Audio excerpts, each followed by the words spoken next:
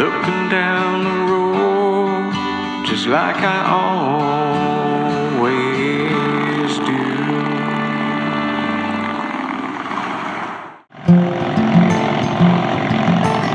Well, good morning, Matrix. Good afternoon, good evening, depending on what time it is, wherever you are when you may be watching this. My name is Philip, and welcome back to the channel, The Inner Road. If you've been here before, if you've not been here before, thanks for stopping by The Inner Road. My name is Philip. I run this little channel. Today, I am on my Triumph Street Twin, and I am following Bear and Ghillie. You can see Ghillie right there, Bear's trusty pup.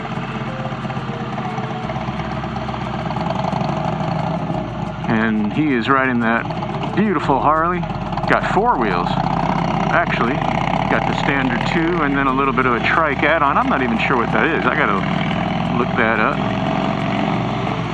Bear and I are riding today. We're going to, I believe it's called Crabtree Falls. I can't remember if that's exactly the name. I'm following his lead. We're headed into Crozet, Virginia first. That is our first stop for the day. And it is just a glorious day. It is Tuesday, November 4th. That's election day. And big elections all over the country for governors and other kinds of important positions. I hope you did your democratic duty if you were eligible to vote. I hope you did vote. And if you had the day off for voting like I do, I hope you're out enjoying the day. I hope you're getting as pleasant a day as I'm getting today here in Charlottesville, heading toward Crozet. As you can see in this particular part of Virginia, we are still right in the peak of the autumn colors.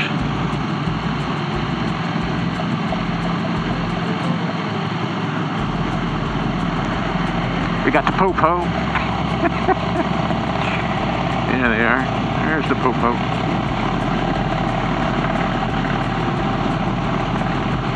You just gotta love Ghillie sitting on the back of that bike and just loving life. What a good dog. I have a cat, a little cat. Well, I say I have a cat. I have a menace. I have a little menace of a cat named Woody. And yeah, I guess I'll put up some photos of Woody. I'm a dog person. I've had a cat before, but I'm much more of a dog person. I just happen to live in an apartment right now where a dog is sort of out of the question for me at this moment in time. To be fair, if I eventually do get to have a dog again, which I really would like to, I don't think it would be taking a ride on my bike. I think that's a special place for Ghillie. I think he's a special kind of dog. Quite a good companion for Bear, I'm sure. I'm going to put it in the video description. Bear has his own YouTube channel with some really good content. He takes Ghillie and sometimes on his own, sometimes with his partner, and they go out. They do a lot of really nice rides. He rides a lot. He does some really cool stuff like haunted places, and I've told him I want to go on those rides. So hopefully that'll be something that I get to do down the road with him, Ghillie, and or his partner. I am all about the haunted places, and I think that'd be a great way to spend the day on a motorcycle.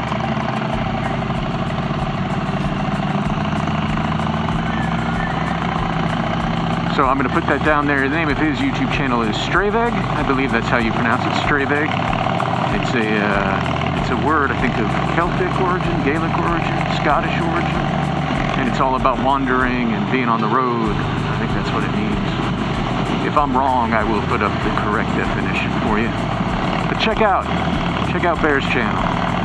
You got to support the little YouTubers. Remember, all the big people you follow, all of them, they were once a small YouTuber. That doesn't mean that either Bear or myself are going to end up being as big as some of them, or even that we want that. I'm just simply saying I appreciate you being here, and I'm sure Bear does too. This has been a part of my goal. You know, I was just telling Bear, it's kind of sometimes I feel a little embarrassed. It's like I've been here almost 2 years, very close to 2 years anyway. And this is my first time being in Crozet, a town that is literally, I don't know, 9 miles outside of Charlottesville. 10 miles, I guess. I don't know. And I just started working nonstop. To be fair, I'm not, complaining. I like my work. It's a job, just like any other job. It has its ups and its downs, but I do like what I do. There are people who work a lot harder than I do, despite challenges I might face. But I haven't even taken, I haven't really taken any time off since the holidays last year. Not any real time. And that was part of the motorcycle, adventure for me, was to say, I got to start getting out. I want to meet people. I've told you that before. And like my going out on a ride today with Bear for the first time, and all the people I've met at the bikes and coffee events and such that I've been sharing. But it's about me. It's about me expanding my world circle. And I've told you, I lived overseas for 17 years. Some might say, geez, your world circle has been, quite wide. Yeah, to some extent that's true. Being an expatriate for 17 years and seeing a lot of the world, a lot of Europe, Turkey, other places, Stockholm,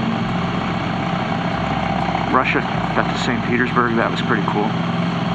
And yet here I am 2 years in Virginia, and this is the first time I'm getting 10 miles in this direction to see the town of Crozet.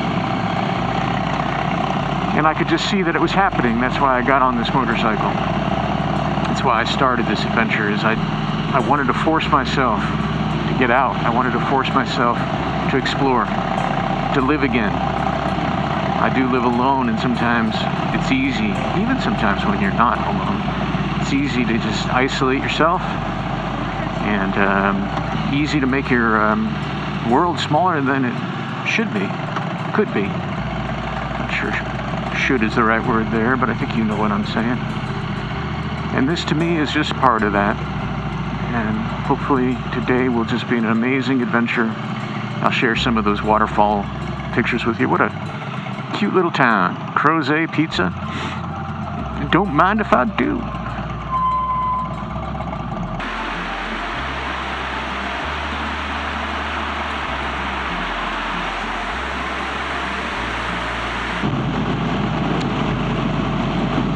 This motorcycle is, I hope you don't mind me waxing philosophic about my motorcycle journey and my motorcycle adventure. It is enabled me to do some important things. I've mentioned that numerous times, and I want to tell you a little bit about a theory in psychology. I try not to do too much lecturing, even though I am, of course, an academic psychologist who spent many, many years lecturing. But there's an important theory in psychology. It's called self-determination theory. And I've published a little bit on it, and I have very good friends who've spent their whole lives demonstrating support for the theory. And at its core, it really kind of talks about 3 basic needs, psychological needs, right? Like we have physiological needs as human beings, right? Obviously, air, water, food, sex. But there are some psychological needs, and there are 3 basic needs self-determination theory says we need to satisfy to live fully, to be the most us that we can be, the most intrinsically motivated, the most sort of healthy, optimal human beings that we can be. And those 3 things, all of them, I have enhanced in this summer, this year of riding motorcycle. Not that I've been doing it for a year, but just since I've started riding motorcycles. What are those 3 things? Well, the first one is the one you think of, and the thing that often is talked about when people talk about their motorcycles. They'll say freedom, but really the need is autonomy. We need to feel, it's important for us to feel as if the choices and the decisions and the life we're living is self-chosen. That we are autonomous beings in this world. That we are not being dragged around by external forces, external duties, external obligations, other people with more power. And it's obviously what this motorcycle enables me to have, is autonomy.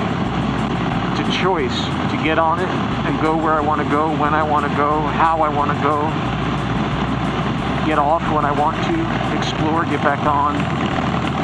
I know someone would say, well, I could do that in my car. I guess I would ask, do you? I have a car. I've had a car my whole life. Most of the people I know with cars do it for one main reason, and that is to commute to work, commute to home, go to the supermarket, take the kids somewhere, pick up the kids from there. I think the thing is, it's the solo aspect, right, of the motorcycle. There is no picking up the kids on this. There's very little going to the supermarket with this. I go occasionally if I've got my backpack on. So I think that's kind of what they're talking about when they're talking about the solo freedom. It's me and the road, right? Yeah, you can go anywhere you want with your motor car, with your automobile. Of course you can. I just don't know that we do. The car is so much more utilitarian today than perhaps it ought to be. Because yeah, go, get in your car, drive, look at this. It just becomes a tool. Motorcycle, it isn't about accomplishing some utilitarian, I needed to do this today and now I can check that off my list. It's something else. It's sometimes hard to describe. It gets wrapped up in that word freedom, but I think it's more than that. And anyway, I think the autonomy need from self-determination theory, it's given me that. What's one of the other ones? Well, one I've been talking a lot about in recent videos, and that's relatedness. Right now, I am not being autonomous. I am being forced to stop. That's okay. That's okay.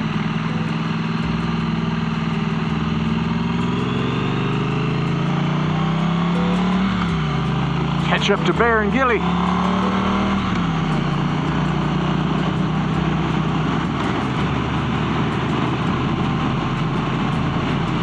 But relatedness is an important need that we need. How about that? That's pretty redundant.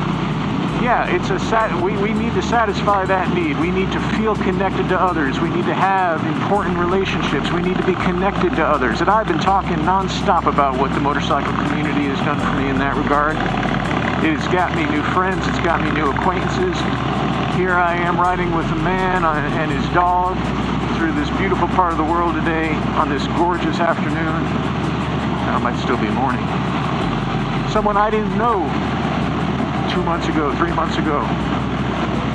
And I know so many people right now that I didn't know 3 months ago. And they're becoming people I really like spending time with. And we have something really cool in common.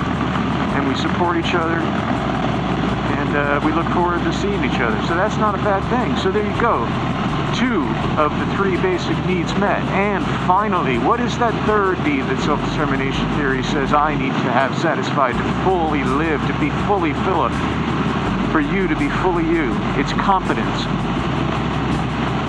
It's important for us to feel as if we have a contribution to make. It's important for us to feel as if we're capable of existing in this world and challenges when we're facing them, that we'll actually overcome them.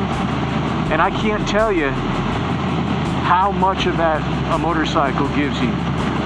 From the first time I sat on one, about 5 months ago, roughly, I went to an introductory course before the MSF training course, just to get on a bike, because I knew it was kind of in my, I was thinking of doing it, but I'd never even been on a bike, so I thought, well, I better actually go see if I like it. And from where I am today, and through the MSF course, and these months of riding and challenging myself, I am feeling more and more confident every day. I have taken on a new challenge. I have a lot to learn. I have many more skills to keep honing and getting better at. I really do practice still slow speed stuff when I'm in parking lots. But that's what the motorcycle did for me. It enabled me to satisfy these 3 core psychological needs: autonomy, relatedness, and competence. Self-determination theory is an important theory because it talks about how we can thrive, how we can live a full life, the best Philip, the best you that we can be. Maybe it isn't motorcycles for you, maybe it's something else. But I want you to find some things that tick off those needs. I hope you satisfy them as much as you can. Try not to be led externally too much. Sometimes it's unavoidable. We're social animals. We have duties, we have obligations. But being autonomous, having agency, and feeling as if the choices and the decisions you're making in life are yours and that you own them fully, that's so important. Relatedness, you can't put a price tag on that. I've talked about it in one of my earlier videos. I talked about something called social baseline theory. We are social animals. That's our baseline. It doesn't help us to have connections. It's what we're supposed to have. It's the baseline expectation of human thriving. So go out there and connect with people. I know in this world, I say it all the time, and maybe it's annoying to hear, I know it can be difficult. This world wants us to be isolated. It wants us to fear each other. It wants us to hate each other. And that gets you nothing. It really doesn't. It might feel good for a moment. It might feel good temporarily. But it will leave you hollow. I'm sure of it. And it's not just Philip talking. That's the research. And competence. Right? Competence. You need to feel as if you are someone who has something to offer and is capable of offering that. You need to feel as if you can overcome challenges, and when faced with a problem, you can solve it. And guess what? Part of that also involves the second one, which is relatedness. Sometimes we need friends to help us solve a problem. Sometimes we need other people who have different competencies to get us through. So that actually can cover some of the competencies we don't have. Thank you for listening to me talk once again here on the Inner Road. Thank you for stopping by. If this is your first time, once again, thank you. My name is Philip, and I really do appreciate your visit. If you are a returning visitor, if you're one of the people who subscribe to this channel, I can't tell you what that means to me. It really means a great deal that you are spending time with me and listening to me, and hopefully getting something out of it for yourself, not just the beautiful visuals, but hopefully thinking a little bit about your inner road. So I'll leave it there. Like I said, I'll cut in some video, show you this beautiful place that we're going to. If you ride safe. Ride your ride, no matter what you ride. Be good to yourself, be good to each other. Thanks for checking out the show today, and I'll see you the next time.